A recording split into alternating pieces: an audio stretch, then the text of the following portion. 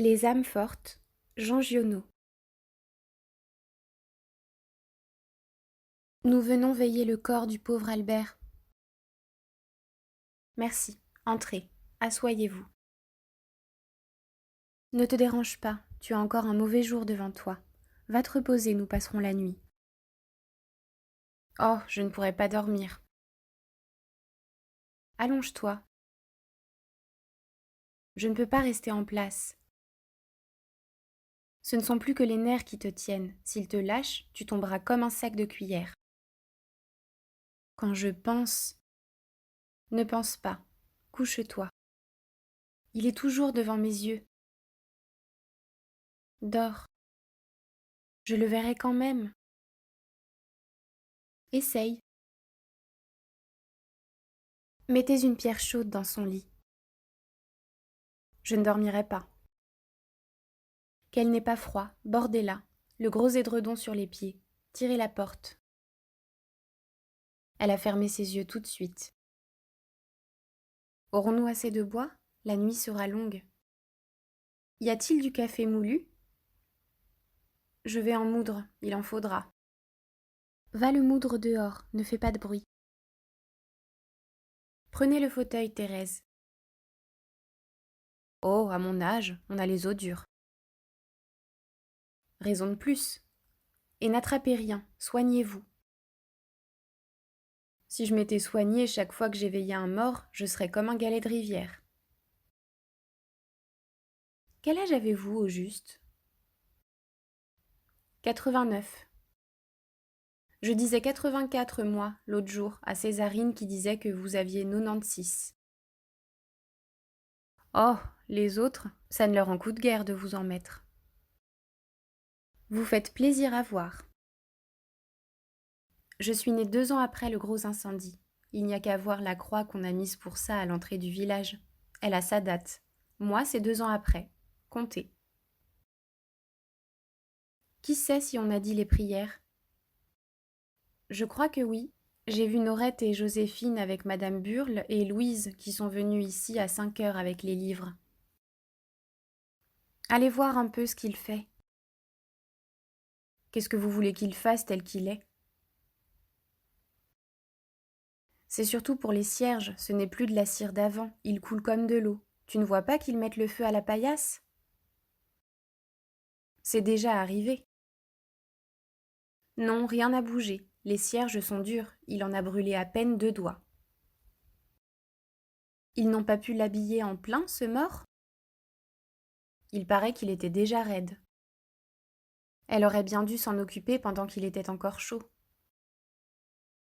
Elle n'avait plus sa tête. Tu crois que même avec sa tête, elle y aurait pensé?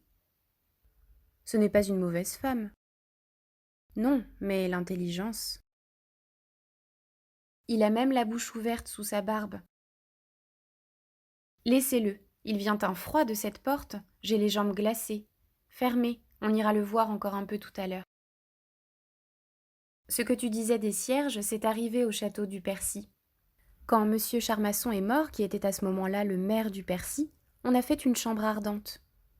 Il y avait le sous-préfet qui veillait et des messieurs, notamment un juge de Grenoble et monsieur Pierre qui était un grand chasseur et un grand buveur.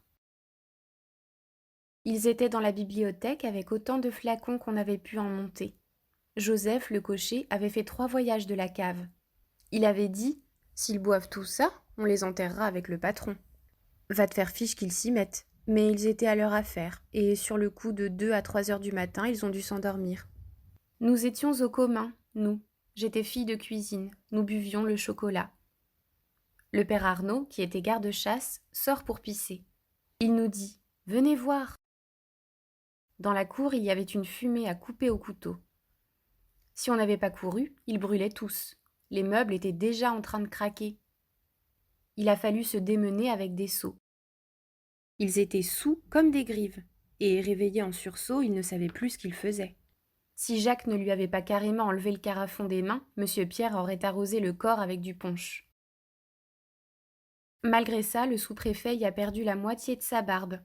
Le plus mauvais, c'est que le corps avait bel et bien commencé à brûler. Il a fallu l'inonder, et ça n'était pas beau. Madame Charmasson, la veuve, n'a rien entendu. C'est vrai qu'elle avait 40 ans de moins que son mari, alors la douleur. Qui sait même si elle dormait. C'est un mariage qu'on avait fait faire à cause des terres. On disait qu'elle était bien avec le sous-préfet. Celui-là a dû se raser. Après, il n'était pas si bel homme, tant s'en faut. Son menton lui pendait sous le nez, comme un œuf à repriser les bas. Et la nôtre de veuve, qu'est-ce qu'elle fait? Allez voir un peu. On n'y voit même pas le bout du nez, elle ronfle sous ses couettes.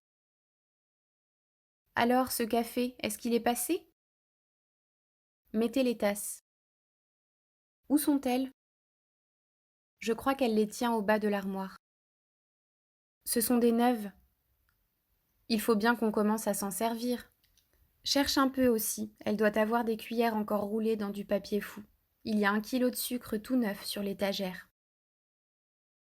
Vous vous souvenez du grand incendie, vous, Thérèse? Je suis née 2 ans après, ma belle. Qu'est-ce qui s'est passé, au juste? On ne l'a jamais su, mais quand j'avais 6 ans, on n'avait pas encore relevé les murs. Il y a eu beaucoup de morts? Les 9 qui sont marqués sur la croix. Mais là, il y a le nom d'une mère et de ses 2 filles, 2 jumelles. C'étaient des petites de toute beauté, il paraît. Ça avait pris la nuit? Oui, et dans la saison comme maintenant où on bourre les feux. Sans doute une cheminée qui a flambé d'abord, puis un grenier à foin, et en fin de compte une vingtaine de maisons à la file. Ne pousse pas trop le nôtre de feu, ma fille, que ça ne recommence pas. Qui est-ce qui a fait le café? Moi. Tu n'as pas plein la poudre? Je n'ai rien plein, je n'avais pas envie de faire du café de moine. Il me faut y mettre encore un sucre. Mais est-ce qu'il faut? Passer un temps où si j'avais bu un café comme ça, j'aurais eu des palpitations de cœur. Puis ça s'arrange. Maintenant j'en bois, je suis tranquille comme une jarre d'huile. Il ne m'a jamais fait mal. À ton âge, rien ne fait mal, c'est après que ça vient. Moi, le café, c'est la moitié de mon existence. Ne me parle pas de l'orge. Il y en a qui disaient qu'elle l'aimait mieux, moi non. L'orge seule, ça n'était pas fameux, mais en y ajoutant un peu de chicorée. Ajoute-y tout ce que tu veux, ça ne vaut pas ça. 3/4 d'orge et 1/4 de café. Encore moins, l'orge d'un côté et le café de l'autre. Quand on en a guère, on est bien contente. J'aime mieux n'en boire qu'une tasse, mais qu'il soit bon. Moi, je m'étais bien habituée. On s'habitue à tout, mais quand c'est bon, on préfère, on s'habitue encore bien plus vite. On ne voit plus de ce café comme dans le temps qu'il y avait de petits grains si luisants. Il y en a à l'épicerie de Prébois. J'en doute. Je l'ai vu. Tu en as acheté? Je ne peux pas m'en payer le luxe. L'épicerie de Prébois, elle a comme l'épicerie d'ici. Elle se sert aux galeries et c'est tout le même café. Mais ici, la Marie le tient mal. Il est dans une caisse en bois. Il s'évente. Il faut le mettre dans une boîte en fer bien bouchée. Ça ne fait pas que les grains soient plus petits. Tiens, les Bertrand, quand leur fils est mort en Indochine, leur belle-fille leur a envoyé un petit sac de café de leur plantation. Il ne valait rien. Ceux-là se sont saignés aux 4 veines pour tenir leur fils à l'école, et puis qu'est-ce qu'il a fait? Il est parti là-bas. Il semblait que c'était le Pérou. Ils ont vendu leur grange du Monétier, soi-disant pour faire la plantation. Va savoir ce que c'est que cette plantation. Il s'est marié là-bas. Peut-être même avec une femme de ces pays, qui le sait. En tout cas, elle n'est pas pressée de venir montrer son nez et ses enfants. Elle a envoyé des photos. Qu'est-ce que ça prouve, des photos? Tout le monde peut avoir des photos. Le petit garçon est beau, la petite, moins. En tout cas, ils sont blancs. Sur des photos, tout le monde est blanc.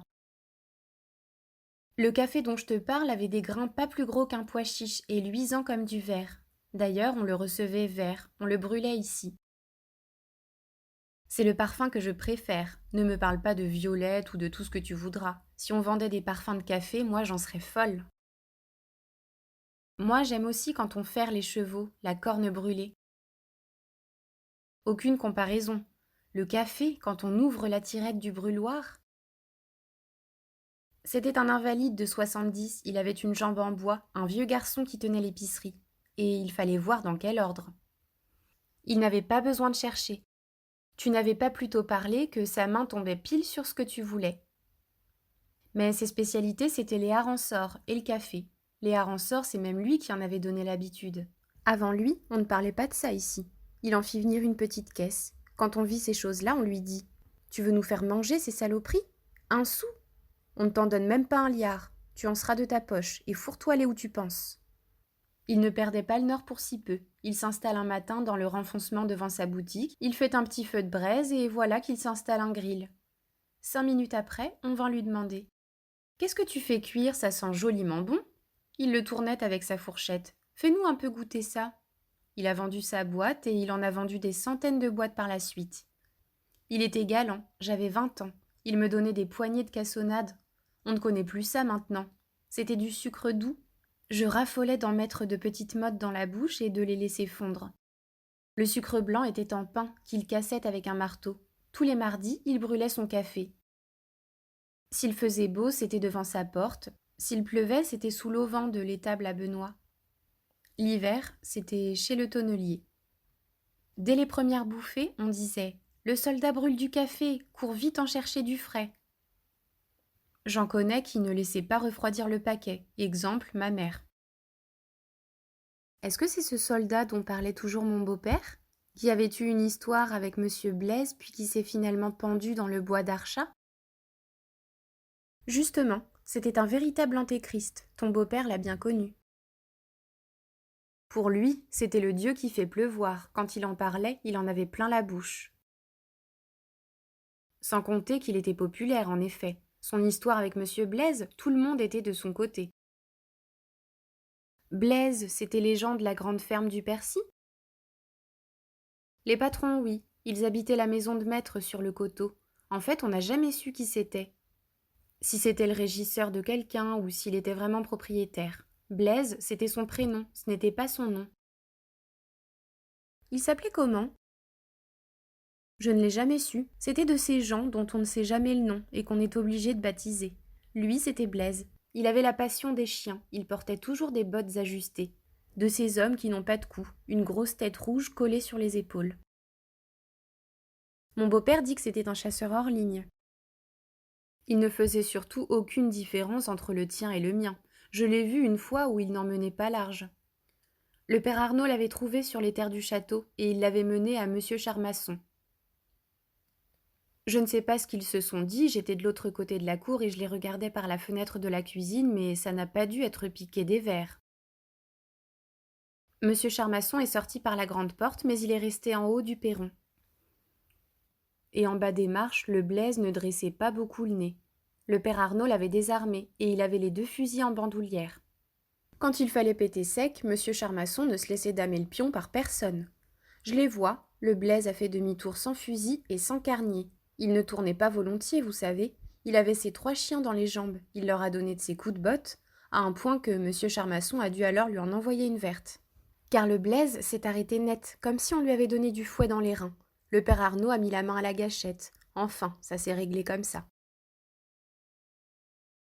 Le Charmasson n'était pas toujours commode. Ma mère parle quelquefois de ma tante. Vous l'avez connue, Thérèse ? La sœur de ta mère ? Elle avait 5 ans de plus que moi. Elle était lingère, elle. Elle habitait dans les étages. Nous, défendus de passer la porte de la cuisine. Si jamais on t'avait attrapé dans un couloir, on n'y allait pas. Mais en supposant, je ne sais pas ce qu'on t'aurait fait. En tout cas, renvoyer séance tenante. L'intendante ne badinait pas. Au mois de juillet et parfois au mois d'août, nous avions le droit, à partir de 6 heures du soir, de sortir une après l'autre dans la cour de derrière pour prendre l'air, un point c'est tout. Les lingères habitaient sous les combles. Elles pouvaient descendre dans le château, jusqu'au 1er étage.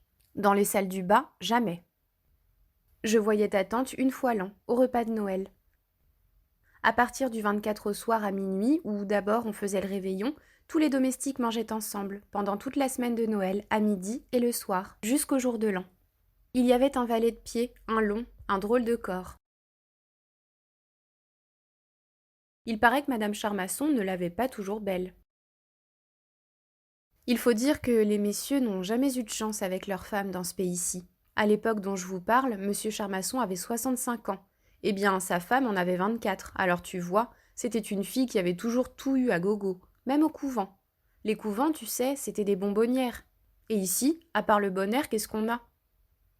Nous, parfois, des cuisines, on entendait là-haut des cris d'espiègles. Ces femmes de chambre avaient le même âge qu'elles. Il paraît que ça n'était pas toujours des cris d'espiègles. Il paraît que souvent c'était bel et bien autre chose, et qu'il tapait dur. Le tort qu'il a eu précisément, c'est de ne pas la laisser dans ses espiègleries.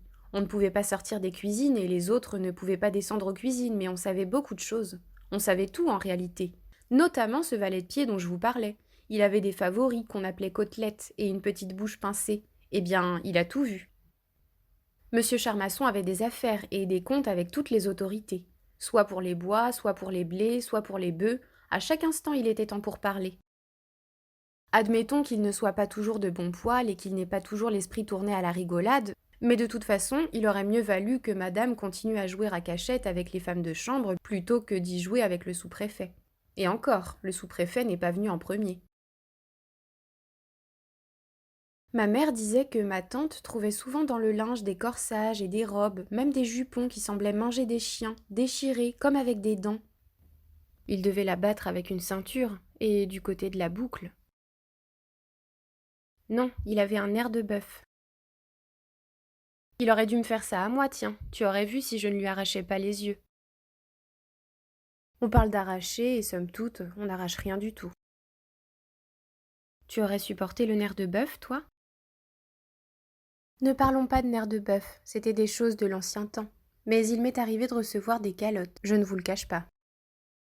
Des calottes, bien sûr, moi aussi. J'ai même reçu des coups de pied au cul et je n'ai rien dit. Et il ne faut rien dire. Bien sûr qu'il ne faut rien dire. Moi, il reste tout un jour capot. Je fais mon train, je le serre, sans un mot. Le soir, je me couche, je me tourne du côté de la ruelle, la chemise bien tirée sous les fesses. Avec le mien, tu perdrais ton temps. Sans aller bien loin, sans parler du château du Percy. Pas plus loin qu'ici. Va voir si elle dort. Souviens-toi du jour de la fête. Elle n'a pas bougé, elle est comme une souche. Ce jour-là, moi j'ai bien cru qu'il la partageait en deux. Il faut dire qu'Albert, la patience, ne l'a jamais étouffée. C'était au sujet de sa sœur à lui, la Rose. À mon avis, la Rose a parfaitement le droit de faire ce qu'elle veut, du moment que son mari ne dit rien. Si ça regarde quelqu'un, c'est son mari.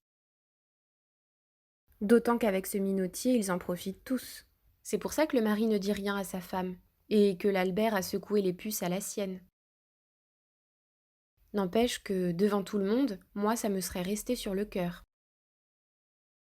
Chez soi on supporte, mais sur la place publique, l'Albert ne s'est pas mis des gants, et il n'y allait pas de main morte. Oui, et maintenant, qui est-ce qui l'a soigné? Si vous allez tout chercher, vous savez bien ce que c'est, les familles.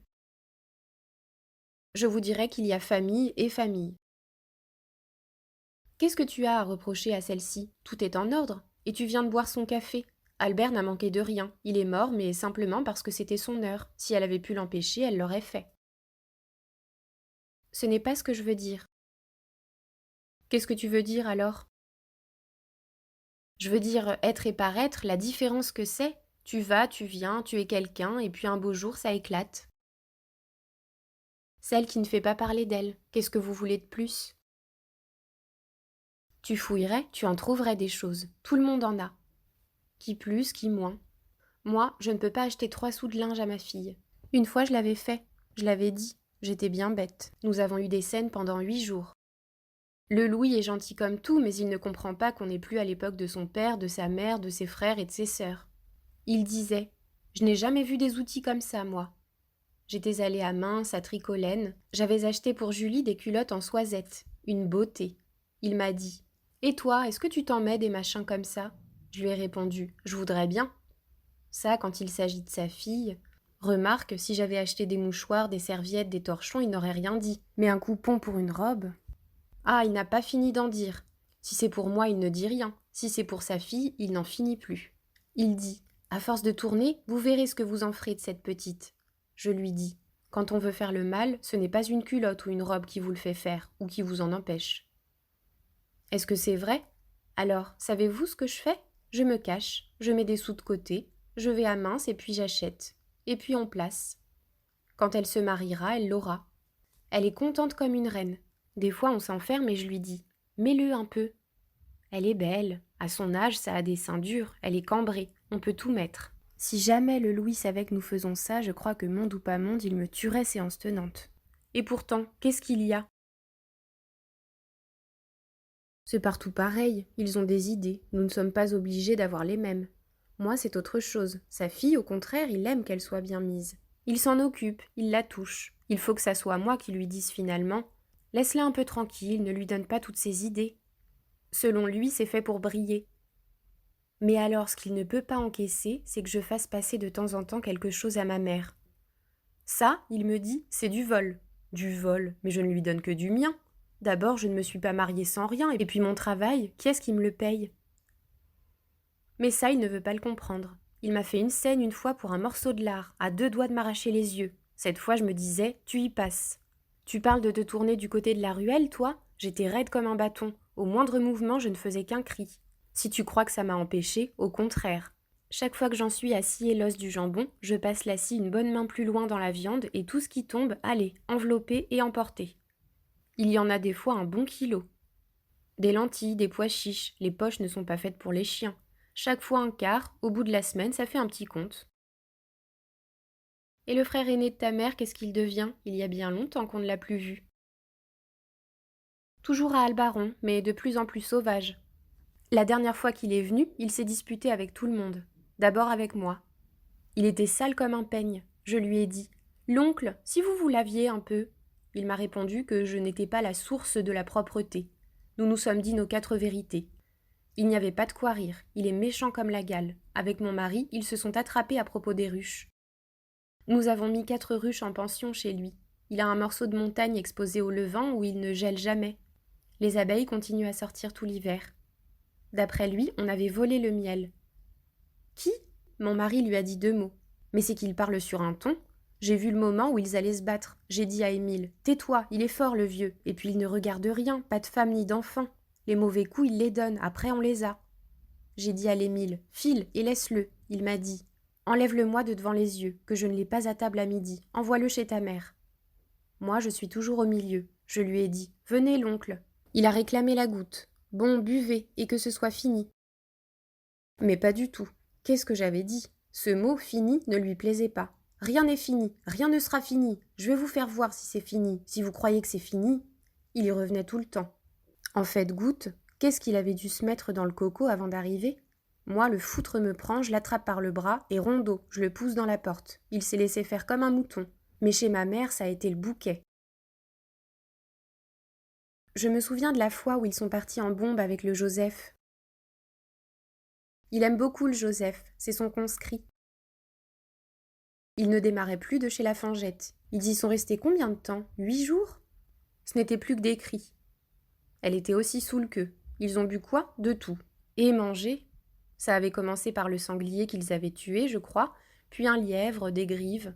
Finalement, ils étaient allés chez Burle demander le petit âne qui venait de naître. Ils voulaient le mettre à la broche. On ne pouvait pas les en faire démordre. Cette fois-là, ils ont mangé l'argent du cheval et de la jardinière. Je ne pardonnerai jamais à Pical. Il était à l'affût de cette jardinière et de ce cheval. Quand il les voyait passer, il en devenait vert. Il les a eus pour une bouchée de pain. L'oncle se vendrait pour un liard. Qu'est-ce qu'il risque? Je te le dis, il est seul, un vieux garçon. Ce qui m'étonne, c'est qu'il ne se soit jamais marié. Il devait être bien. Regarde-le, il est encore magnifique. Il est droit comme un if. Une belle tête, avec ses yeux et ses moustaches blondes. S'il était propre. Quand il se caresse les moustaches, il me fait venir des frissons. Jeune, il était beau, je l'ai bien connu, moi. J'ai 20 ans de plus que lui, mais quand j'ai quitté le château, 1 an avant mon mariage, on s'est fixé maréchal à Clostre. Il passait souvent devant chez nous. Il était piéton à la poste de Luce. Sa tournée le menait jusqu'à Grimone, à 5 kilomètres encore plus loin. Il faisait ça en dansant, découplé comme pas un. Son pas en enjambait 2 des autres. Il plaisait à tout le monde, mais déjà il aimait bien licher. Les occasions ne lui manquaient pas. Il avait son petit verre dans toutes les fermes, comme il se doit. Au retour, ça ne l'empêchait pas de s'arrêter à l'auberge. Un soir d'hiver, mon mari, qui était allé faire un bésig, rentre et me dit « Où est ma corde ?»« Quelle corde ?» Il voulait parler de cette corde pour tenir les jambes des chevaux entiers. Je lui dis « Qu'est-ce que tu vas faire avec ça ?» Il me répond « Il y a là-bas le piéton qui a une crise, il casse tout. » Ils ont été obligés de le ficeler. Moins pour ce qu'il cassait, parce qu'entre tous il l'aurait bien tenu, mais pour l'empêcher de faire un tour de couillon. Il voulait repartir pour Luce, en pleine nuit, la neige et la bourrasque. Ils l'ont foutu à l'atelier à côté de la forge, sur des bottes de paille. Il a perdu sa place, comme de juste. C'est là qu'il est allé à Albaron. Révolté contre tout. Il a pris des coupes de bois à son compte. En 5 ans, il a acheté toutes les terres qu'il a encore maintenant. Il n'a jamais jeté un œil sur les femmes. Il n'en a jamais touché une du bout du doigt. Si on lui en parlait, il montrait sa bouteille, il disait « J'ai pas encore fini de lever les cotillons à celle-là. » C'est un lascar. Il nous en a fait voir des vertes et des pas mûres. Il venait souvent chez ma mère à la maison quand j'étais fille. J'avais une honte. Il arrivait à pied par les bois. On l'entendait chanter la mère Godichon d'1 heure loin. Les amis me disaient « Tiens, voilà ton oncle. » Ma mère, qui est bonne comme le pain, lui disait « Regarde un peu dans quel état tu es. » Il répondait « Je suis libre comme l'air. » S'il s'asseyait, on ne pouvait plus lui décoller le cul de dessus la chaise. Il se faisait servir comme un prince, et patouillard comme pas un, faisant exprès de tripoter dans les plats avec ses mains, de cracher les os, 100 000 misères, buvant à la bouteille. Il n'y avait qu'une ressource, c'était de le remplir jusqu'à ce qu'il dorme. Mais ça n'était pas facile. Avant d'y arriver, il y avait de quoi prendre les nerfs. Nous n'étions que 2 femmes, il ne nous a jamais touchés, mais il faisait le rhodomon. Quand il était complètement paf, c'était un comédien hors ligne, il appelait ma mère d'une voix mourante. L'autre, qui le considérait comme la prunelle de ses yeux, elle avait toujours eu un faible pour ce frère, arrivait le bec enfariné. Il lui disait « Mélanie, tu te souviens de la pauvre maman ?» Eva de pleurer. Ma mère y allait bon cœur bon argent, et le plus drôle, c'est qu'au bout de 5 minutes, lui aussi. Il racontait comment leur mère était si bonne, et comment elle les avait soignés, et comment elle se privait de tout pour eux, et comment elle était morte. Enfin, entre ma mère et lui, il s'enlevait les mots de la bouche. C'était à qui disait le plus « Et le pauvre papa ?» Alors là, c'était la fin de tout. Grand-père avait été zouave sous Napoléon III, et même premier trombone à la garde impériale. Si vous les aviez entendus parler tous les deux, sans boire, ma mère était aussi saoule que lui. Il était malin comme un singe, il savait très bien comment il était maître de sa sœur. Ta mère a toujours été bonasse. C'est qu'il aurait entortillé n'importe qui. Il était le premier à se prendre au jeu. On ne pouvait pas résister. Il avait de vraies larmes. Il parlait d'un vrai père. Et pour renifler, à lui le pompon. Ma mère faisait le duo. Il y avait 30 ans que le fameux trombone était pendu à la tête de son lit comme une relique. Je me souviens que quand j'étais petite, un jour, je lui avais dit « Qu'est-ce que tu en fais de cette cornemuse ?» Cornemuse ? Elle s'était fâchée. Cornemuse ? Ce trombone ? C'était le trombone du grand-père. Elle disait « Il nous a tous élevés avec ça. En rentrant au pays après son temps, et naturellement avec son trombone, il allait faire danser le dimanche. Il ne fallait pas toucher à ce trombone. » L'oncle disait « Va un peu le chercher, Mélanie. » Qu'est-ce que tu veux que j'aille le chercher dans l'état où tu es ? Reste tranquille. Va un peu le chercher, Mélanie, que je le touche. Non, il est plein de vers de gris. Plein de vers de gris ? Mais tu ne le soignes pas alors ? Mais si, je le soigne. Tu ne le soignes pas, va le chercher. Elle y allait. Tiens, le voilà. L'oncle couchait le trombone sur ses genoux et il le caressait comme un chat. Tu n'as pas bien graissé la coulisse, donne-moi un peu d'huile. Elle lui en apportait dans une soucoupe. Il graissait la coulisse en se foutant de l'huile jusqu'au coude. Il disait « Tu vois, le pauvre papa mettait sa main là. Et vas-y avec son poignet. » Ah, disait ma mère, il avait le poignet souple. Il disait « Tu vois, le pauvre papa mettait ses lèvres là. » Laisse ça, disait ma mère, c'est plein de poussière. Mais non, mais non. Elle essayait de le lui arracher des mains. C'était trop tard. Il prenait son air coquin et se mettait à souffler là-dedans comme un bœuf. Il y en avait pour toute la nuit. Tout le village venait frapper dans nos volets. Ah, va te faire fiche, il n'y avait plus rien à faire. Un coup à la bouteille, un coup au trombone, et pendant des heures, de toutes ses forces. Il en faisait sortir des choses horribles jusqu'à ce qu'il n'ait plus de souffle et qu'il tombe. Chaque fois c'était pareil, et chaque fois ma mère s'y laissait prendre. Chut, rendez-vous compte qu'on veille un mort. C'est vrai, nous sommes folles. On ne fait pas de mal, si l'Albert m'entendait, il serait le premier à rire. Ce n'est pas pour lui, c'est pour elle. Si c'est pour elle, alors il ne s'agit pas de mort.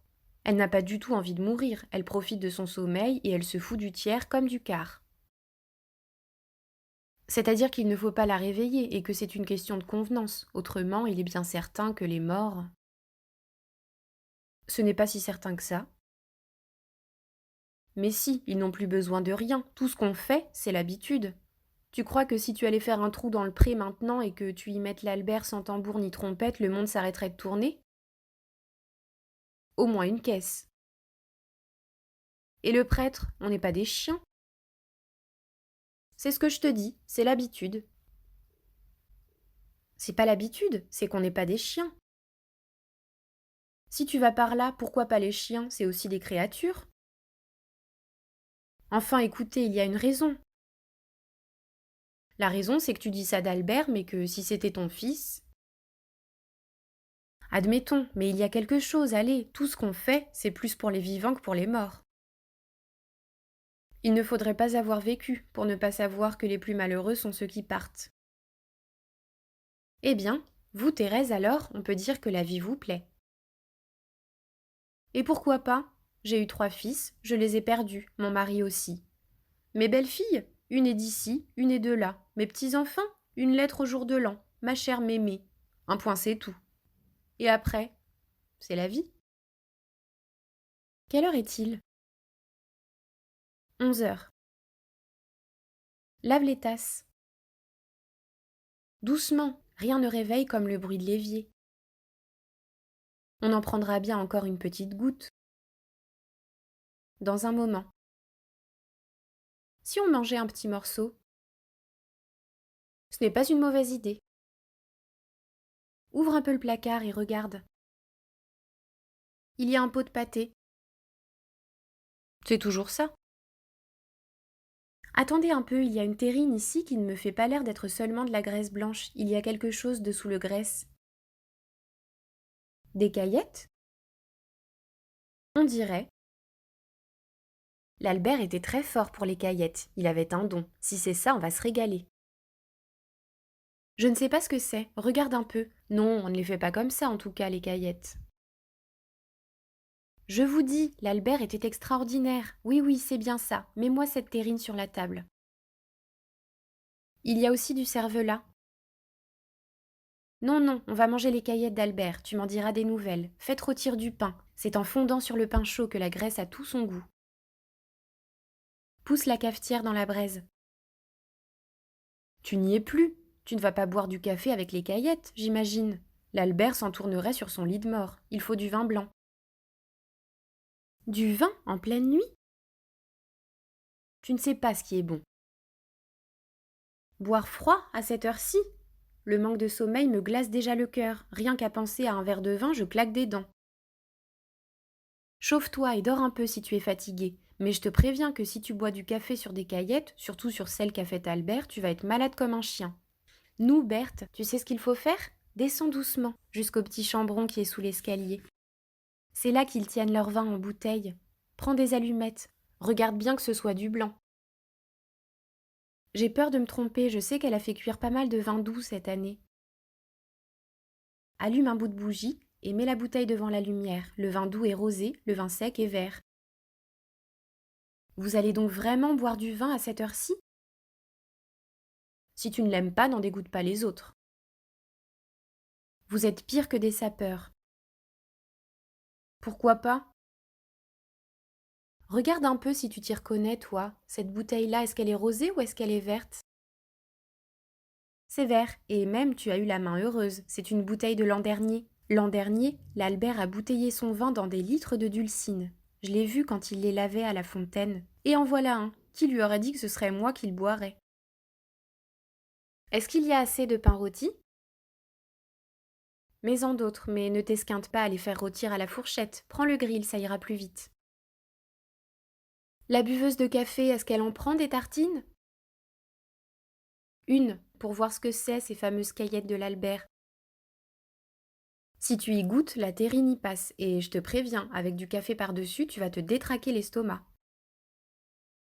Laisse mon estomac tranquille. Nous ferions mieux d'aller voir si les cierges n'ont pas fini de brûler de chaque côté de la tête du pauvre Albert, au lieu de lui manger ses caillettes. On peut faire les deux. Va un peu voir. C'est bien ce que je disais, les cierges sont finis, il faut les remplacer. Où sont les neufs? Regarde s'il n'y en a pas un paquet dans le coin contre la table de nuit. Il n'y en a pas. Venez donc un peu, ça n'est pas drôle sans lumière. Allume l'électricité.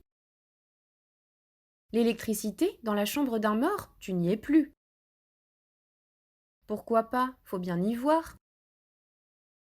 Pour ce qu'il y a à voir, je n'y tiens pas. Vous n'avez pas un bout de bougie que je puisse chercher?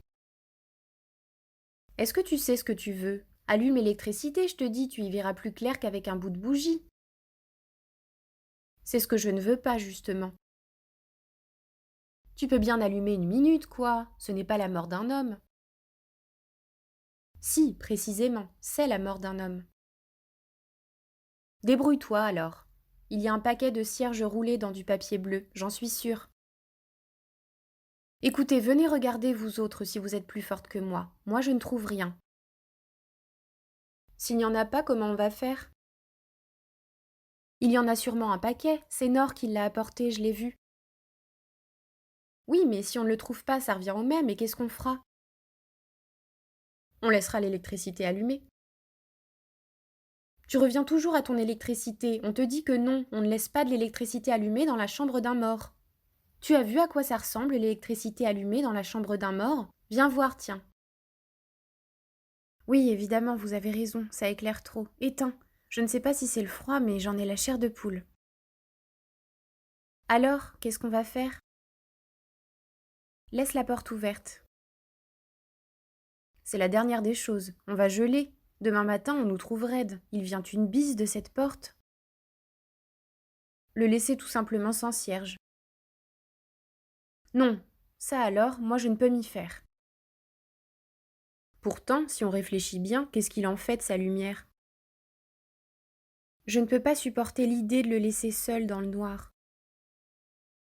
Pourtant, je sais, mais je m'imagine qu'il y a des bêtes qui viennent, qui le mangent.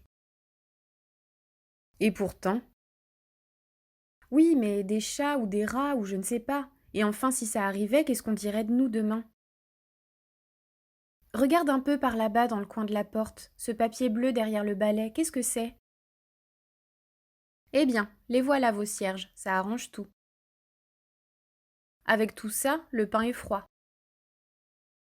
C'est la moindre des choses, on le fera réchauffer. En tout cas, maintenant, on sera tranquille. Mets-en un beau de chaque côté de sa tête. Est-ce qu'ils sont bien solides dans les bougeoirs? Ne t'en occupe plus, tire bien la porte et viens ici. Est-ce qu'on met des assiettes? Bien sûr, et des fourchettes, on ne va pas manger avec les doigts.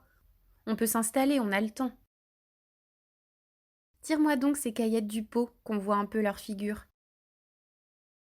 Eh bien, laissez-moi vous dire que ça n'a pas un bel aspect. Qu'est-ce que tu y trouves de mal? Vous avez des yeux comme moi, je ne veux pas être une empêcheuse de danser en rond.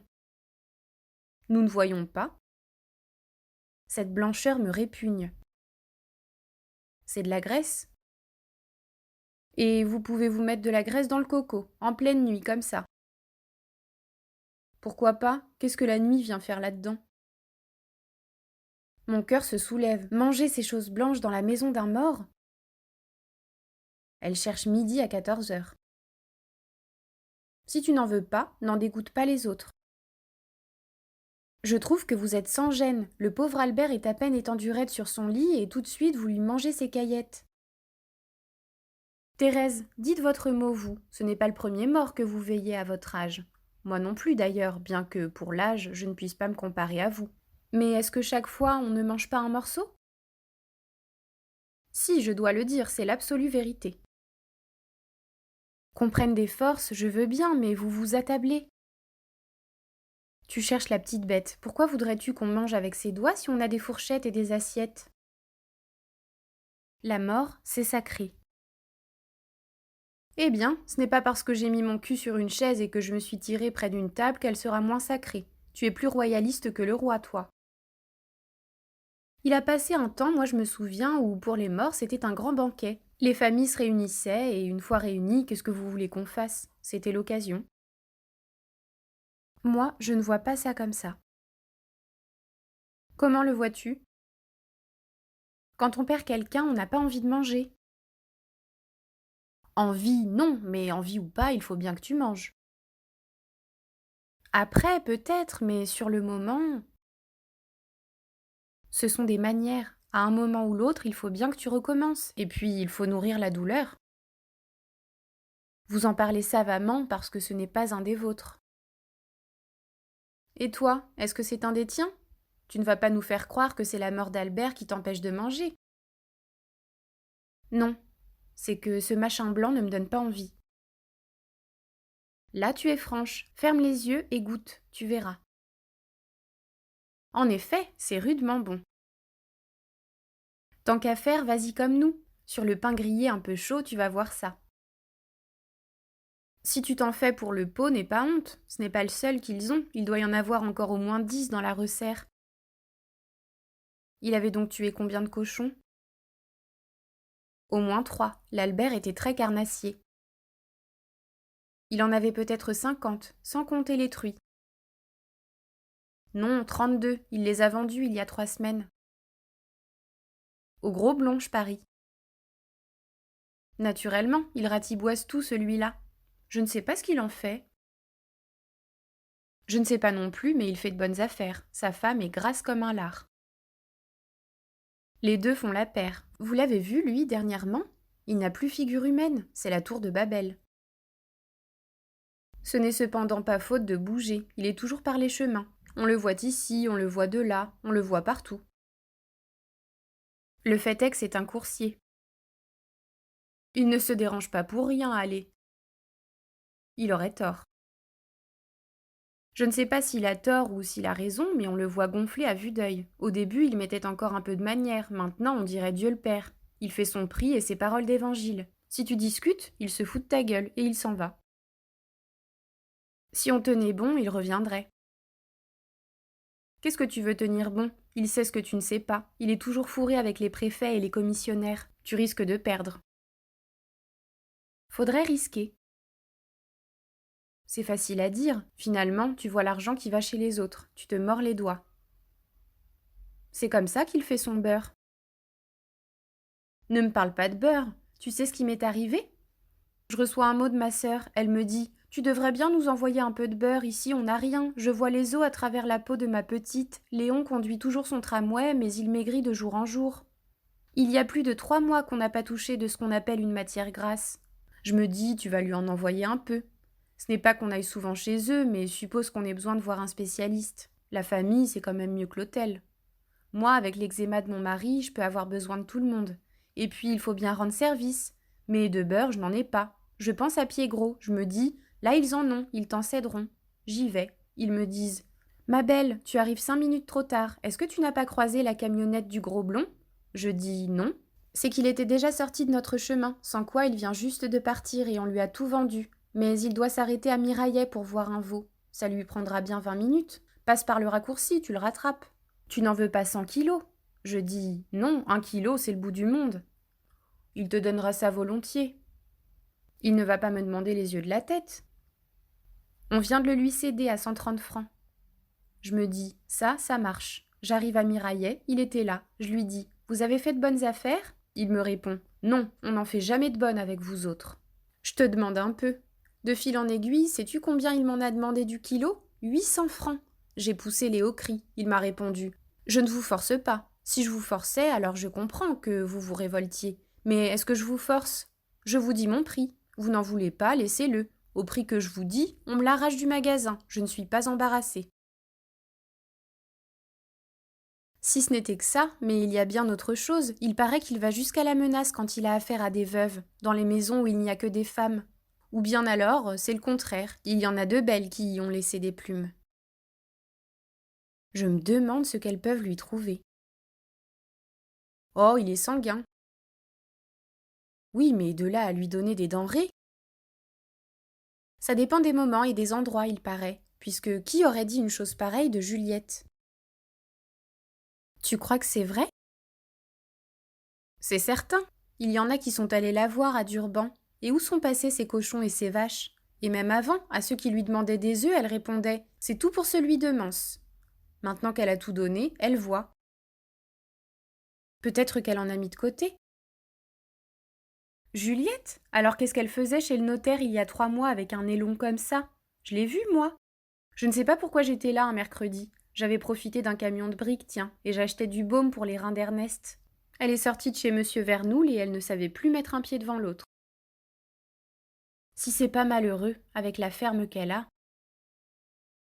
Moi, je l'ai dit quand son mari est mort. J'ai dit, une femme ne peut pas rester seule dans un endroit comme ça. C'est sauvage, c'est encaissé. Il y fait nuit à 3 heures, tu as le temps de penser. Vous ne dites pas qu'elle n'avait guère le temps de se tourner les pouces. Supposons, mais mets-toi à sa place, et tu verras s'il ne te reste pas un petit moment quand même. La force de l'âge, toujours seul, tu verras. Quand il est arrivé, ça a été le pain et le couteau. Admettons que peut-être elle, de son côté, mais elle n'a rien d'attirant, même propre, et c'est rare, elle est comme un navet. Il y a au moins 10 ans qu'elle n'a plus de dents. Pas 10 ans, mais elle n'en a plus une seule. Oui, mais alors le reste, étable, bergerie et tout ça, c'était mené, mieux qu'un homme. C'est pour dire, il y avait des semaines où le gros blond y allait jusqu'à 3 fois. Ils sont même arrivés à un moment où il y mangeait, et pas du tout à la fortune du pot. Notez bien que la Juliette est partie, elle, une fois, un lundi soir, par le quart de 7 heures, prendre la Micheline à Saint-Maurice et aller se faire une petite mise en pli le mardi. Le mercredi, à 5 heures du matin, elle était là, et monsieur est arrivé à midi. Sa femme, à lui, qu'est-ce qu'elle disait de tout ça?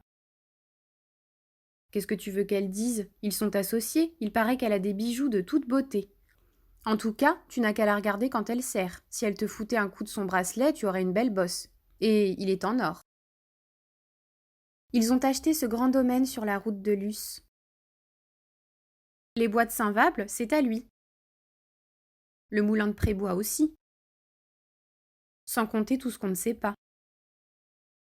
Il a dit que les pièces de 20 francs en or, il les met dans des bouteilles cachetées, comme des bouteilles de coulis, et qu'il en enterre un peu partout. S'il le dit, il n'est pas malin. Oui, mais s'il le fait, il se fiche de toi et de moi, tu comprends? Et ils sont sortis de rien. Il n'y a pas si longtemps qu'elle était serveuse dans un hôtel de Monetier. C'est là qu'il l'a connue. Il était garçon boucher, un point c'est tout. Et il arrive bon dernier. Il y avait longtemps qu'elle avait donné ses étrennes. À un moment, est-ce que vous ne vous souvenez pas de cette histoire qu'il y avait eu à Monetier? D'un contrôleur, quelque chose comme ça, qu'on avait pris la main dans le sac. C'était pour les beaux yeux de madame. Lui, il s'appelait janvier, février, ou mars, ou avril, un nom de mois. C'est un enfant trouvé. On l'appelle Martin, mais c'est son prénom. Il est loin d'être le dessus du panier. Pour faire ce qu'il fait, il faut bien. Si tu crois que ton dessus du panier se gêne, moi je trouve que le gros blond est bien arrivé pile ici, juste le lendemain du jour où le docteur a dit que l'Albert était perdu. Ça ne s'est pas chanté par-dessus les toits. Qu'est-ce que tu crois alors? Je ne crois pas, j'en suis sûre. Ce n'est pas la première fois que ça arrive. Pour Bertrand, qu'est-ce qui s'est passé? Il est mort quand, tu te souviens? Pour la Saint-Jacques, par un temps de chien, à 7 heures du soir. Le gros blond était là à 9 heures. Tu crois que c'est le Saint-Esprit? Et pour Giraud, quand est-ce qu'on l'a enlevé pour aller l'opérer? Et le gros blond, il a mis combien de temps pour être sur les lieux? Qu'est-ce que ça prouve?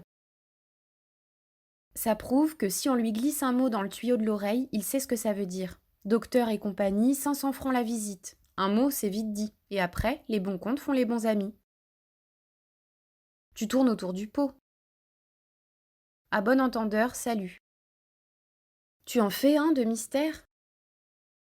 Mais c'est que je ne tiens pas à être pendue par ma langue, je ne vais pas m'amuser à parler. Vous avez l'âge de raison, toutes, tant que vous êtes. Servez-vous-en. Moi, voilà tout ce que je dis. D'abord, le père Bertrand. Il est seul avec sa fille, il a une attaque, on téléphone à Saint-Vable, le docteur vient. Il est 7 heures du soir. Il fait un temps à ne pas mettre un chien dehors. Le docteur arrive, le père Bertrand est déjà mort. Le docteur part, et 1 heure après, qui on voit arriver? Le gros blond. Qu'est-ce qu'il vient faire? Comme par hasard, s'occuper des bestiaux. Qu'est-ce qui se passe? Il prend la fille à part, et... Je sais que ce n'est pas le moment, mais qu'est-ce que tu vas faire des cochons? Qu'est-ce que tu vas faire des moutons? Tu vas avoir des tracas, tu es toute seule. Et puis surtout, il parle de la succession. C'est surtout là que nous en sommes. Je te paie de la main à la main, je dis que c'est une affaire qui était réglée avec ton père depuis longtemps. Cet argent ne regarde personne. Tu le mets dans ton corsage et ni vu ni connu. Est-ce que c'est vrai? Bon. Naturellement, il fait son prix. Vous savez les prix qu'il fait. Et dans des occasions comme ça, on ne discute pas. En voilà pour un. Giraud, on le met dans une auto, on l'emporte pour aller lui trafiquer le ventre. Le lendemain, qui est là? Le gros blond. Et il recommence. Une opération, ce n'est pas grand-chose, mais c'est quand même une opération. On peut s'en sortir, on peut y rester. C'est ce qu'on voit tous les jours. S'il en sort, avant qu'il reprenne, il y en a bien pour 3 mois. Qu'est-ce que tu vas bien pouvoir faire pour te débrouiller toute seule avec ces bestiaux? Et si des fois il ne s'en sortait pas, il faut tout prévoir. Ce n'est pas en prévoyant qu'on fait venir le mal, pas vrai? Alors prévoyons. En voilà pour 2. Albert, il a traîné patraque 5 à 6 mois, mais qu'il savait. Ce n'est pas pour 2 ou 3 coliques, on le sait maintenant. Le gros blond passait bonjour bonsoir, pas un mot de plus. Il lorgnait du côté des cochons, mais il se disait « Ça, c'est trop chaud, l'Albert n'a sûrement pas envie de me faire des cadeaux. » Le docteur vient, et vous savez qu'il n'a pas l'habitude de dorer la pilule. Le lendemain qui est là, le gros blond. Qu'est-ce qu'il dit? Celui qui est étendu raide mort, là, à côté, le sait. Mais les cochons montent dans la camionnette. En voilà pour 3. Un point c'est tout. Je n'en dis pas plus. Tu crois que dans ces cas-là, il n'y a pas de succession? Bien sûr que non. Tu empoches et tu t'en laves les mains. On a été bien bêtes, nous, pour mon beau-père. Il ne nous est presque rien resté. Qui est-ce qui s'est occupé de vous? Forcément le notaire d'Albaron. La plus grosse partie des propriétés était là-bas. Mon mari y a encore son frère aîné. Entre parenthèses, qu'est-ce qu'il a dû fricoter, celui-là? On n'est pas arrivé une fois à voir le notaire tout seul à notre aise. On aurait dit que l'aîné le sentait. Nous avions beau arriver en cachette, nous n'étions pas là depuis 5 minutes qu'il frappait à la porte. Oh, pour faire le surpris, il était fort. Tiens, vous êtes là, vous autres, et qu'est-ce que vous faites? Et toi, qu'est-ce que tu fais? Je lui disais. Moi, disait-il, ce n'est pas pour la succession que je viens, c'est pour régler un petit machin avec... On ne me prend pas comme ça, moi, vous savez. Ils ont beau être notaires ou tout ce qu'ils voudront, j'y vois clair. Remarquez, qu'est-ce qu'on voulait, nous? Peu de choses. De tout le temps que mon beau-père a été malade, ça a duré 1 an et demi, mon mari est allé le voir, au moins 1 fois par semaine. Je lui disais, vas-y, c'est moi qui le forçais. Je lui disais, vas-y, ne te laisse pas couper l'herbe sous les pieds. Ton frère est à côté, il ne doit pas se faire faute d'aller le voir. Vas-y, toi, quand ils sont malades, les vieux aiment qu'on les plaigne. Vas-y, tâche un peu de savoir s'ils ne pourraient pas s'arranger pour nous laisser le carré de vigne tout entier ou bien alors la grangette. Ou de toute façon, un petit quelque chose. De l'argent, c'est vite donné. Tu es le plus jeune, il devrait le reconnaître. Enfin, c'est moi qui le poussais. Albaron, ce n'est pas à côté, il y a 50 bons kilomètres. On m'a même assuré qu'il y en a 54. 54 kilomètres plus de 100 fois. Vous vous rendez compte? Ça en fait du chemin. Eh bien, qu'est-ce qu'on voulait? On voulait tout simplement dire « Écoutez, nous avons fait plus de 100 fois 54 kilomètres pour venir voir notre père. Qu'est-ce qu'on nous donne pour ça ?» Voilà la justice. Le frère aîné, et d'abord ça n'est que l'aîné, le plus vieux. Le frère aîné habitait à côté, à 3 kilomètres. Et encore, quand je dis 3, je suis large. S'il y en a 2 et demi, c'est le bout du monde. Et demandez-lui s'il est même venu 100 fois. Tandis que nous, c'est marqué. Si je dis 100 fois, c'est 100 fois. Ni 99, ni 101. 100 fois tout rond. Et en plus de ça, monsieur le notaire, on voulait dire, mon mari est le plus jeune. Notez ça. Il a beaucoup moins profité de son père que l'aîné. L'aîné a au moins 7 ans de plus que lui. 7 ans, ce n'est pas un jour. Voilà ce que j'avais dit à mon mari de dire. Et je leur ai dit. Alors, en tenant compte de tout, des kilomètres, des 7 ans, la justice veut que sa part soit plus grosse que celle de son frère. On ne veut pas tout, loin de là. Chacun son compte, au contraire, voilà ce qu'on veut. Donnez-nous par exemple la vigne ou la grangette. Donnez les bois à l'aîné si vous voulez. Ils sont là-haut dedans, mais la vigne dans la vallée, non. Eh bien, ne me croyez pas si vous voulez. On l'a partagée, cette vigne. Il a souffert ça, l'aîné. Qu'on partage la vigne de son père. Je le lui ai dit, moi. Je ne me suis pas cachée. Je lui ai dit. Vous, pour le cœur, vous savez. Il a eu le toupet de me répondre. Et vous? Alors là, je lui ai dit son fait. Et les lettres qu'il nous envoie sans les timbrer? Oh, il a dit une. Une, ça m'est arrivé 1 fois. J'ai répondu. Ça fait 1 fois de trop. Et le temps que j'ai perdu à donner de bons conseils à sa fille, elle ne les a pas suivis, tant pis pour elle, elle s'en mord les doigts, c'est bien fait. Et l'histoire de la veste? Ah ça, il n'y pensait certainement plus, bien entendu, mais moi j'y pensais. Qui est-ce qui lui a prêté une veste de velours pour le mariage de ma sœur? Moi. Et qui est-ce qui ne l'a pas rendue? Lui. Qui est-ce qui fait maintenant l'étonné comme si je lui racontais la mort de Louis XVI? Lui. Et si nous parlions un peu de la ceinture de flanelle, qu'est-ce que vous en diriez? Ce n'est pas grand-chose, une ceinture de flanelle. Oh, pour monsieur, certainement, non, ce n'est pas grand-chose. Monsieur lève les bras au ciel. Monsieur en a tant qu'il veut des ceintures de flanelle. C'est pour ça qu'il vient les chercher chez nous. Eh bien, nous n'en avons pas des 100 et des 1000. Nous n'en avons qu'une, et nous la prêtons, nous. Et nous aimerions bien qu'on nous la rende. Parce que nous, quand nous avons mal aux reins, nous aussi nous mettons des ceintures de flanelle. Parce que nous avons bon cœur, et nous n'en faisons pas une histoire. En tout cas, pour un monsieur qui fait l'étonné pour la veste, qu'il fasse également l'étonné pour la ceinture de flanelle, cela ne nous étonnera pas. Mais ce n'est rien. Attendez, vous allez voir, je n'ai pas fini. Je n'ai encore rien dit. Et alors je me suis mise à leur sortir en pleine figure des choses. Il y avait de quoi avoir honte, je vous assure. Et l'affaire des billets de 5000, et celle du baptême de son petit-fils, et le coup de la foire de la Saint-Michel, et la bouteille de bière pour la fête, et la fois où je l'avais chargé de faire réparer une montre. Et où était passée cette grosse corde? Il voyait bien ce que je veux dire. Cette corde, grosse comme mon poignet, presque neuve et d'avant-guerre et qui avait plus de 5 mètres. Oui, justement, celle qui était pendue dans mon hangar. Oui, celle qu'on m'a volée, oui, c'est exactement celle-là que je voulais dire. Il n'aurait pas le front de prétendre que... Je vous ai vu, je vous ai dit que je vous ai vu. Oui, je vous ai vu, oui, je l'ai vu. Je te dis que je l'ai vu. Ça a beau être ton frère, je l'ai vu, et lâche mon bras, tu ne m'empêcheras pas de lui dire ces 4 vérités. Le notaire disait « Madame, madame, madame !» Je me suis tournée vers lui et je lui ai dit « Vous n'avez pas fini de faire la chèvre, vous ? Pour la façon dont vous avez travaillé, il n'y a pas de quoi se pousser du col. Voyez un peu dans quel pétrin vous nous mettez. » Tu as bien fait, les choses ne vont jamais comme il faudrait. À notre âge, on sait qu'on ne doit jamais demander le Pérou, et on ne le demande pas, mais enfin le nécessaire, surtout quand on voit que les voisins ne se gênent pas. Et quand je dis les voisins, ceux de votre sang ne se gênent pas. Toi, c'était le frère de ton mari, moi c'était ma sœur, ma propre sœur, et la cadette encore plus. Si la loi était la loi, les cadettes ne devraient rien avoir. Voilà la justice. Mais la justice, dans ce bas monde, la justice, il faut se la faire soi-même. C'est malheureux à dire, mais c'est comme ça.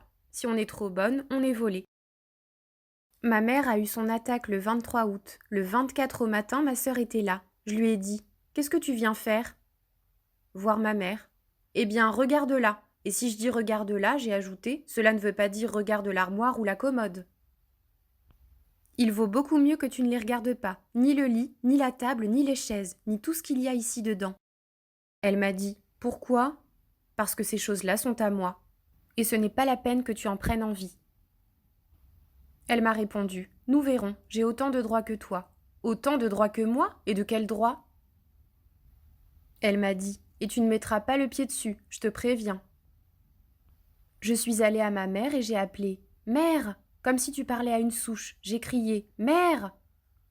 Enfin, un signe, pas grand-chose. Le médecin m'avait dit, à peine si elle a la force de relever ses paupières.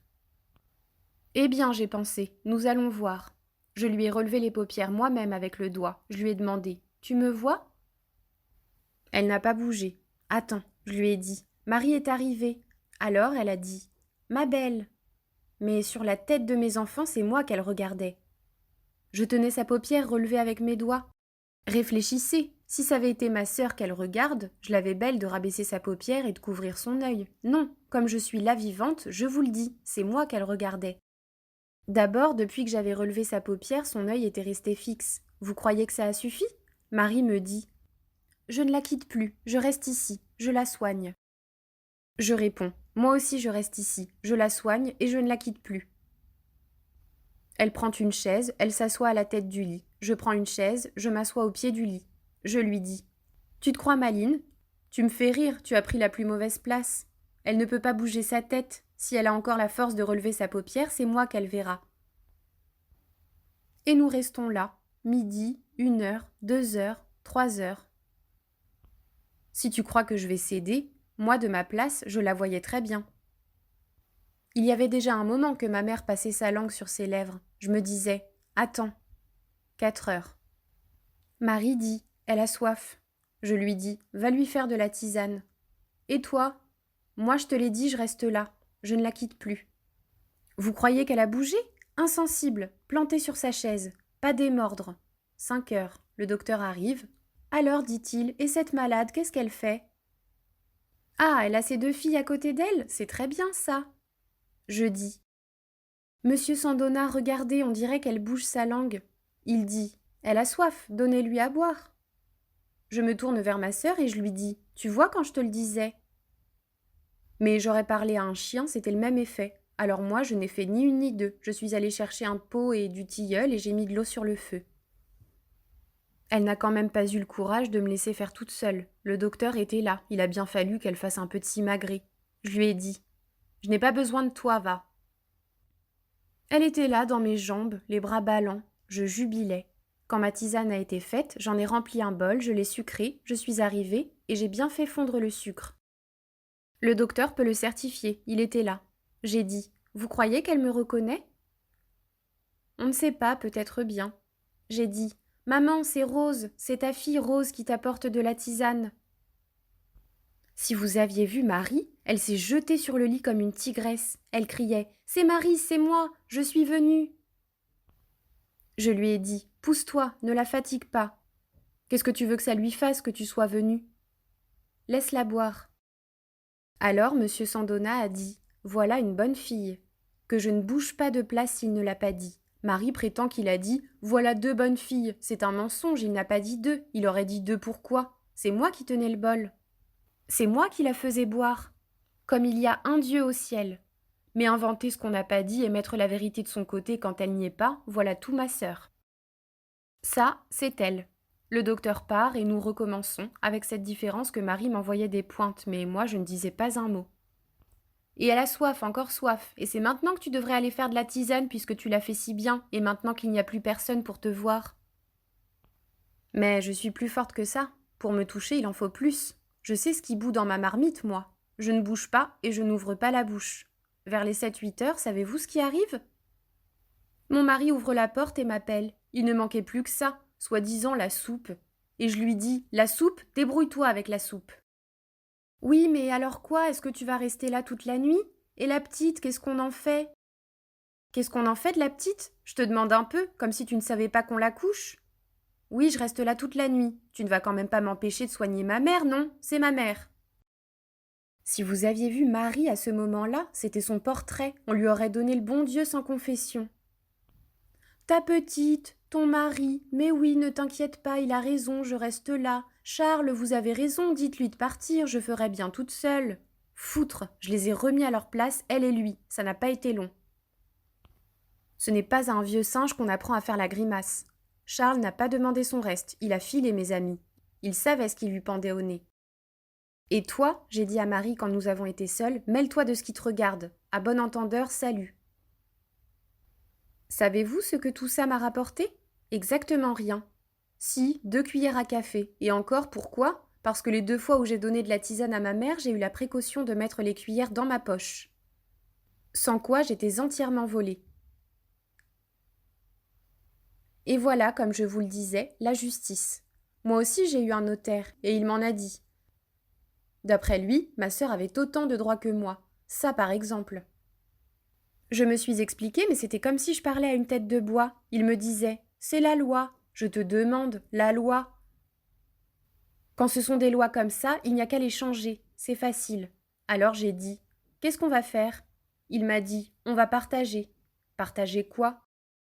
Les meubles, puisque c'est tout ce que votre mère avait. S'il m'avait laissé faire, j'avais aussi une idée, moi. Puisqu'il fallait partager, on aurait partagé. J'ai droit à la moitié, eh bien, je veux la moitié. On aurait scié les armoires en deux, et le lit, et les commodes, et la pendule, et coupé les draps et les mouchoirs, et on aurait dit à Marie « Tiens, voilà ta moitié, fais-en ce que tu veux. » Mais ça, c'était encore trop facile. Si tu l'avais vu quand j'ai dit ça, il a poussé les hauts cris. Il m'a dit que j'étais folle. Même mon mari me l'a dit, qui, lui, entre nous, est bête comme ses pieds. Alors que voulez-vous, on laisse faire puisqu'il n'y a pas moyen, à moins de la tuer, mais ça vous retomberait encore sur le nez. Et ça n'était pas fini. J'étais allée trouver le notaire un matin, j'étais seule avec lui, c'était facile de tout arranger. Vous ne voulez pas couper les meubles en deux? Vous voulez partager à votre façon? Partageons à votre façon. Je vais prendre ma part, elle prendra la sienne. Pas du tout, il fallait que Marie soit présente. Alors là, vous savez, la moutarde commençait à me monter au nez. Il me dit « Ne vous emballez pas, je vous expliquerai. » Je voudrais bien vous y voir, vous, ne pas vous emballer. Et qu'est-ce qu'il y avait à expliquer? Elle avait, paraît-il, autant de droits que moi. Nous y étions encore à ce droit. Non mais vous vous imaginez? Et il a fallu en passer par là. Finalement, il a fait des lots, lui, ce type-là, à sa façon, de sa propre autorité. Et il nous a dit: Voyez, voilà les 2 lots de meubles et de hardes. J'ai retenu ça, de hardes, les jupes et les camisoles de ma mère. J'ai dit à ma sœur: Écoute, tu n'as pas honte? 2 lots de meubles et de hardes de valeur à peu près égale. Vous faites bien de dire à peu près. Qu'est-ce qu'il y a qui ne vous plaît pas? D'abord, rien ne me plaît. Ensuite, où est la petite commode avec son dessus de marbre? Ici. Où est la pendule avec son globe? Là. Pourquoi elles ne sont pas ensemble? Pour égaliser. Il n'est pas question d'égaliser. Il a eu le toupet de me répondre. Si, madame, il est question d'égaliser. Je dois dire une chose, même Marie n'était pas contente. Quand il nous a dit « Entendez-vous, choisissez », il n'y a pas eu moyen. J'avais certaines choses, elle en avait d'autres. Il n'y a rien eu à faire. Il nous a fait tirer au sort. Bref, elle a eu tout ce qu'elle a voulu. Elle prétend le contraire, mais c'est la vérité. Et moi, j'ai eu tout ce que je ne voulais pas. Encore une fois, voilà la justice. Ah, en ce bas monde. Vous dormez, Thérèse? Non, j'écoute. Vous avez presque 90 ans. Qu'est-ce que vous en pensez? De quoi, des enfants? Qu'est-ce que vous voulez que j'en pense? Quand je serai morte, ils feront ce qu'ils voudront. S'ils veulent se disputer, qui les empêche? Je n'ai plus que des belles filles, qu'elles se débrouillent. Ça ne vous inquiète pas? Non, s'il fallait que je m'inquiète pour les 4 sous que j'ai. Vous avez bien pourtant des préférences entre vos belles filles. Je n'en aime aucune. Mais vos petits-enfants? Mes petits-enfants, 5 minutes, après j'en ai assez. Alors, qu'est-ce qui vous reste? Il me reste moi. Comme on devient égoïste. Je ne suis pas égoïste, mais qu'est-ce que vous voulez que je fasse de 3 belles filles? Les belles-mères sont toutes pareilles. Tu seras une belle-mère, toi aussi. Je ne serai pas comme vous. Tu seras comme tu pourras. Vous êtes si malheureuse que ça? Qui t'a dit que j'étais malheureuse? Vous dites que vous n'aimez personne et que vous n'avez que vous. Eh bien, où vois-tu du malheur dans tout ça? Si je n'aimais personne et si j'étais toute seule, moi, je serais malheureuse. Tu te prépares une drôle de vieillesse. Il vaudrait presque mieux mourir maintenant dans ce cas. Mais tu changeras. Je suis sûre que je ne changerai pas. Moi aussi j'étais sûre. Vous aurez toujours barre sur nous, Thérèse, à cause de votre âge, si vous allez par là. Et par où veux-tu que j'aille? Ne nous faites pas croire que dans toute une vie, il n'y ait pas moyen de se faufiler un peu d'un côté ou de l'autre. Écoutez, je me suis mariée en 82. Mes parents ne voulaient pas. Ça faisait au moins 10 fois que Firmin me disait: Ils sont têtus, nous aussi. Si tu veux, nous nous déroberons. Un soir de la semaine prochaine, ou bien à la fin du mois, mais pour ne pas tomber dans le mois de juin où les nuits sont courtes. Tu te dépêches de faire ta vaisselle et au lieu d'aller te coucher, tu sors par la porte de derrière. Je t'attends au saule. À la fin, j'ai dit: Eh bien, faisons-le. J'étais toujours placée au château du Percy. Pourquoi ils ne voulaient pas, vos parents? Ah, c'est ici que nous en sommes. Ils ne voulaient pas parce que le Firmin était maréchal Ferrand. En réalité, il n'était rien. Il avait 25 ans et moi 22. Il n'était pas plus maréchal que mon œil. Il tenait les pieds des chevaux pendant que son patron ferrait. Je ne dis pas qu'il n'aurait pas su le faire. Il le faisait quelquefois le lundi, mais question de métier proprement dit, il n'en avait pas. Et des terres, s'il en avait eu, il n'aurait pas perdu son temps à tenir les pieds des chevaux. Mais orphelin, sans père ni mère, ce qu'il avait, c'était déjà bien beau. Nous, au contraire, nous étions installés chez nous. Ce n'était pas grand, mais il y avait du travail pour mes 2 frères et pour ma sœur aînée. Pourquoi vous avez-on placé au château du Percy? C'était une idée de ma mère. J'étais la cadette, moi. Elle voulait que je sois bien élevée. J'avais une tante qui avait été longtemps en condition, et elle en avait gardé des mains d'or. Elle savait tout faire, broder, repasser, repriser le linge fin et même tailler des tabliers. Ma mère, qui avait de l'ambition pour moi, voulait que j'apprenne. J'étais à la cuisine, mais pour commencer, si j'étais restée, j'aurais fini par monter en grade, et je n'étais pas embarrassée de mes 10 doigts, j'aurais certainement fait quelque chose. Ça devait compter, ça aussi, pour le mariage? Si ça comptait, à chaque instant on me le disait. Et maintenant que tu as commencé, et tout ça sera perdu, et ce n'était pas la peine. Je vous dis, mon père et ma mère étaient contre moi, il n'y avait rien à faire. Une fois que je l'avais pris un peu de haut, j'ai reçu une gifle, et mes frères sont allés chercher des histoires à Firmin, lui disant « Si tu ne laisses pas notre sœur tranquille, on te règle ton compte. » Le pauvre, il n'aurait pas fait de mal à une mouche, et ce n'était pas lui qui m'avait cherché. Je n'étais pas dévergondée, loin de là, et chez les charmaçons, pour ça, on vous serrait la vis, ou alors on ne faisait pas long feu. Mais il avait de petites moustaches en soie marron, et puis bel homme, robuste, et gentil comme une fille. C'était moi qui l'avais entrepris. Je dois dire qu'il s'était laissé faire volontiers. S'il voulait vous enlever, il n'était pas si fille que ça. Et puis il l'a fait. Je lui dis « C'est entendu, d'accord, mais tu sais à quoi tu t'engages ?» Il me répond « Bon, d'accord. » Je lui dis « Et combien as-tu de sous ?» Il me dit « 13 francs, mais je me ferai payer ma semaine le samedi. Et partons par exemple un mardi, comme ça il n'y aura guère de temps perdu et on aura à peu près 30 francs. » On n'irait pas loin maintenant avec ça. À cette époque, je ne dis pas que c'était le Pérou, mais enfin, moi, ça m'a suffi.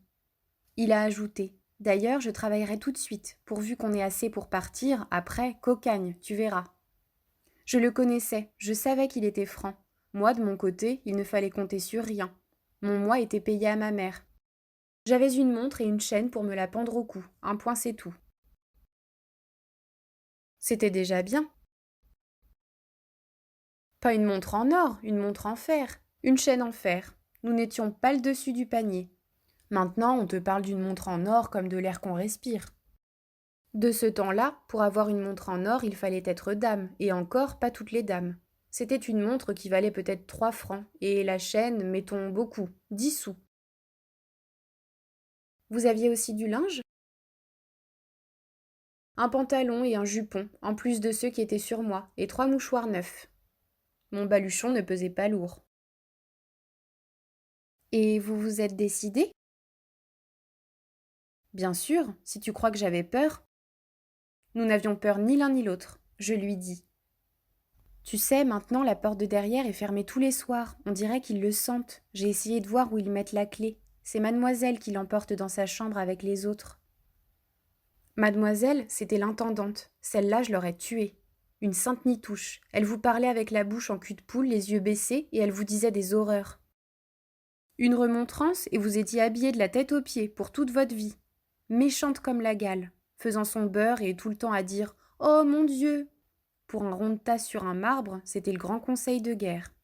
Ce n'était pas pour moi qu'elle s'était imaginé de fermer cette porte à clé tous les soirs, c'était encore pour ses vapeurs. Mais cette fois, ça tombait bien mal. Firmin me disait « Et est-ce que tu peux un peu vadrouiller dans les couloirs de cette baraque ?» Je lui dis « Quoi ? Pourquoi ? Comment ?» Ça serait, me dit-il, pour descendre jusqu'au premier, et tâcher par exemple de venir à cette fenêtre-là. Tu vois, c'est la fenêtre de la lingerie. Je lui réponds du tac au tac. Et comment le sais-tu ? Voyez-moi ça, ce bébé qui savait où se trouvait la lingerie. Est-ce qu'il me faisait des croix derrière mon dos avec une des lingères ? Il me dit que tu es bête, tu devrais au contraire être contente. C'est parce que depuis qu'on est décidé, je n'endors plus la nuit et que je prévois toutes les combinaisons. Si tu peux venir dans la lingerie par la fenêtre, tu descendras sur le toit de la serre. Je sais où il y a une échelle, je l'adresserai contre le mur et moi je serai au pied de l'échelle. Je lui dis « Tu es moins bête que ce que tu en as l'air. » Mais quand on combine trop bien les choses... Le mardi soir, à 7h, on devait partir à 9, je vais par hasard au potager chercher du persil. Bien m'en a pris. J'entends mon coup de sifflet, je m'approche de la haie, je fais semblant de regarder les salades. Firmin me dit sans se faire voir. Il y a plus d'1 heure que je t'attends, je lui dis. Et encore, remercions le bon Dieu, car il n'avait pas été dit que je viendrais dans le potager. Qu'est-ce qui se passe? Il me dit. On ne me règle que demain matin. Samedi, le patron n'avait pas de monnaie. Dimanche et lundi, il était saoul. Aujourd'hui, il dessoule, mais il y a mis plus de temps que d'habitude, et ce soir, t'en vaudrait parler à un mulet. Je dis. Combien qu'il te doit? C'est précisément ça, dit Firmin. Figure-toi que, en prévision, je lui ai fait un petit boulot la semaine dernière et il me doit presque 40 francs.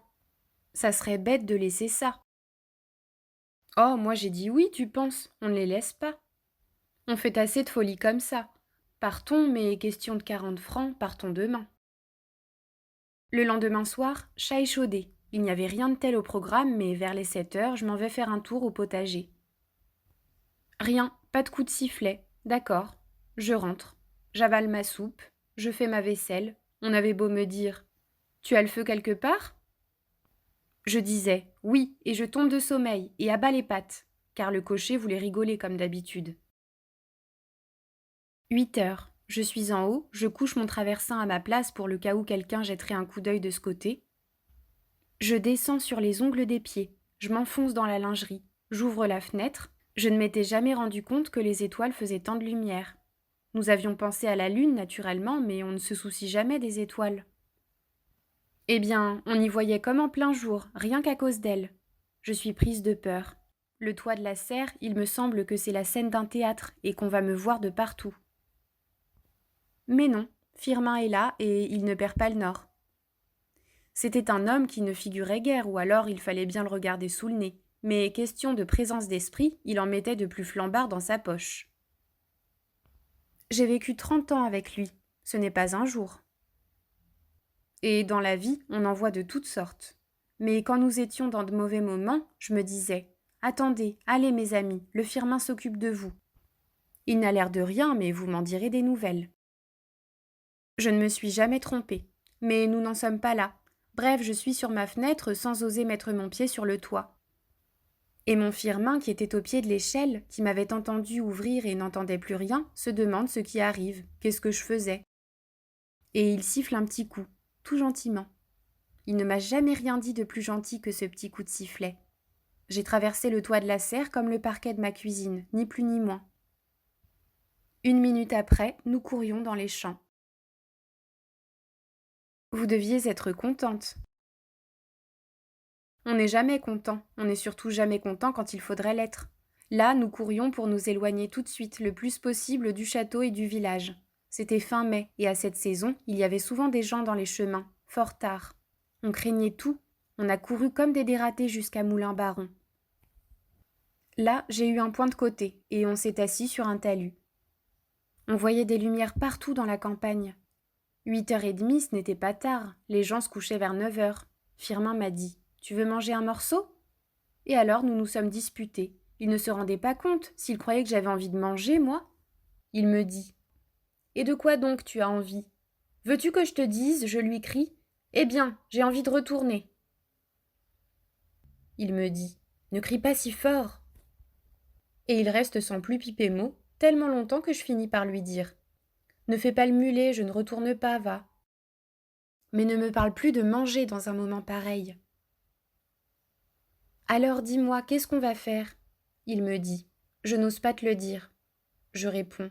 Mais c'est quoi ? Il me dit. Je n'ai que 13 francs. Le patron n'a pas voulu me régler ce matin. Il m'a renvoyé à samedi. Je n'ai pas osé faire d'histoire de peur de lui mettre la puce à l'oreille. On est drôlement fait. Si je vous disais que cette nouvelle me faisait plutôt plaisir, allez chercher pourquoi.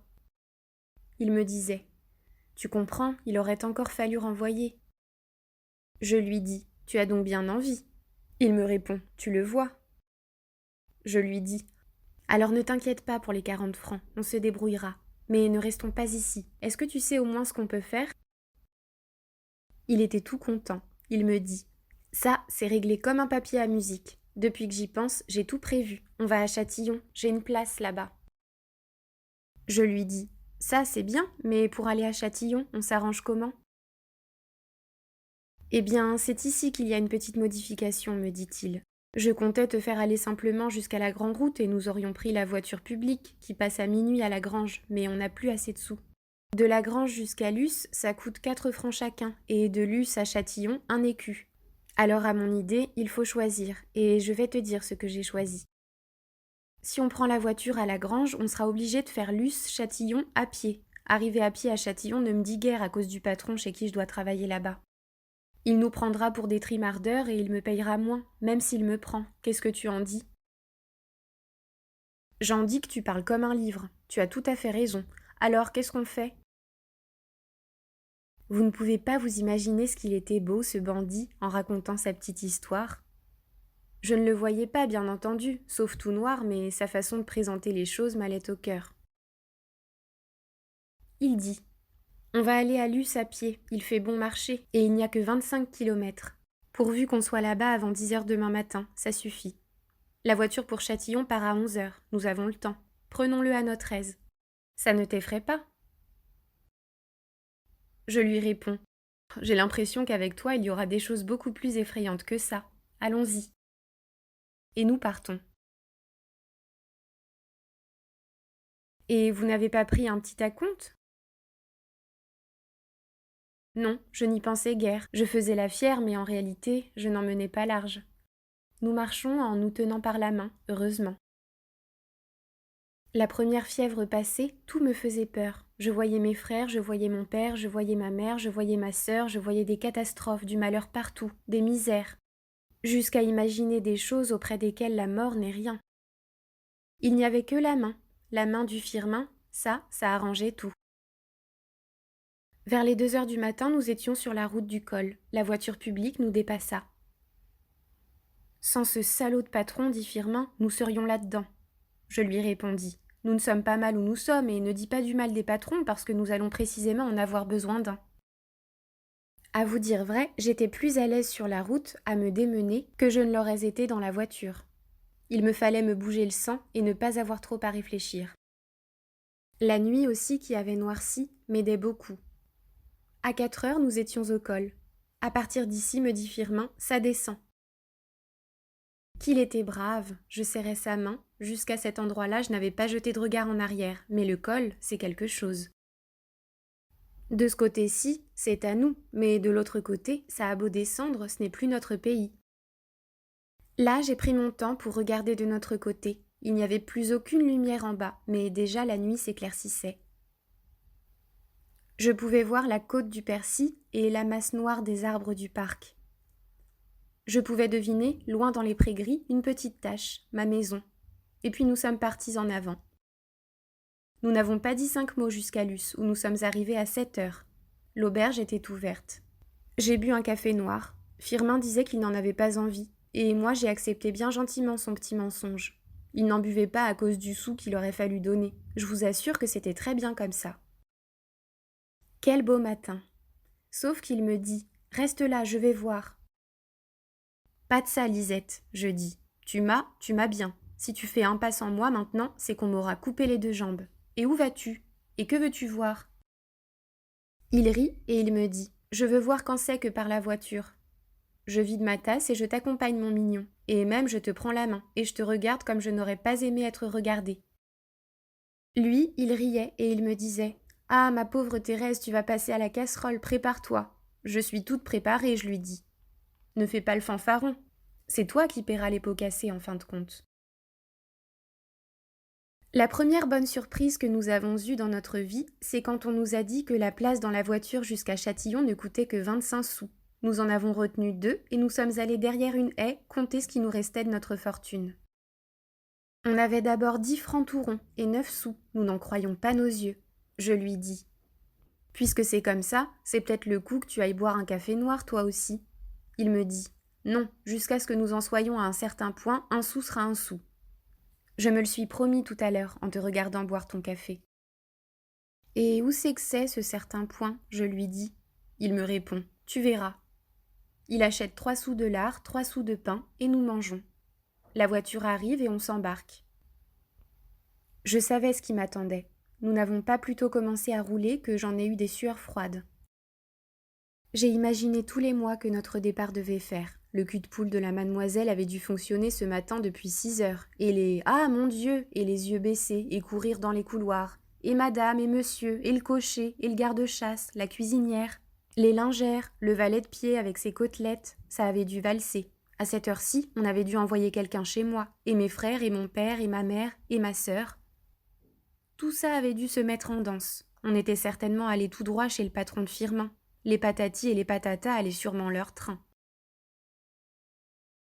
J'avais surtout peur de mes frères, ils étaient capables de me courir après. Qu'est-ce que tu as, me dit Firmin, tu as froid? Je n'ai pas froid, j'ai que... Et je le lui dis. Il me répond. Tu ferais mieux de dormir un peu, j'ai arrangé ça à l'avance. Voyez-vous ça, le malin? Et tu as arrangé quoi, et comment? Il dit. S'ils nous cherchent, ils ne nous chercheront pas de ce côté-ci. Je dis. Et comment as-tu fait? Et tu es bien fort. Il me répond. Oui, je suis assez fort, et j'ai fait la chose suivante. Depuis 1 mois, j'ai tarabusté mon patron avec une soi-disant place qu'on m'a offerte à Montmélian. Alors si on nous cherche, c'est d'abord de ce côté qu'on ira, et c'est tout à l'opposé du côté où nous sommes. Dors tranquille. Mais pas du tout. Voilà que cette façon de faire ne me plaît pas. Il était donc si sûr que ça. Il m'avait donc joué la comédie. Il avait donc tout préparé à l'avance. Il m'avait donc cueilli comme une pomme à l'arbre. J'étais bien bête. Et il me répond. Oui, tu es bien bête. Mets ta tête sur mon épaule et dors. Pendant que nous discutions, la voiture était arrivée en haut de cet autre col qui domine le Diois, et la route commençait à descendre. Les chevaux se mirent au trot, et dans le balancement de la voiture, je m'endormis. Quelle histoire! J'en connaissais un peu, moi, par ma tante. Oui, mais ta tante ne connaissait pas tout ça. Tout ce qu'on a raconté, par contre, sur Firmin. Eh bien, Firmin, c'était ça, le voilà. Et moi, j'ai ma tête sur son épaule et je dors, et je vous garantis que je dors bien. Il faudrait le diable et son train pour me réveiller, et je me réveille à Châtillon. Et encore parce qu'il me secoue. Il me dit « On est arrivé. Avant toute chose, allons voir ce fameux gourjon. » Et qu'est-ce que c'est que ce fameux gourjon, ma parole? C'est le patron qui m'embauche. Alors je fais d'abord halte dans un pré et je lui dis « Attends que je me coiffe. » Et je me coiffe, bien tirée. J'avais aussi mes petits secrets, moi. C'était un tablier neuf que je m'étais promis de mettre pour faire la dame. C'était l'occasion, et je le mets. Firmin me dit « Tu sais que tu es une belle bourgeoise ?» Et je lui réponds « Si tu veux me faire honneur, passe tes souliers dans ces herbes. Approprie-toi un peu.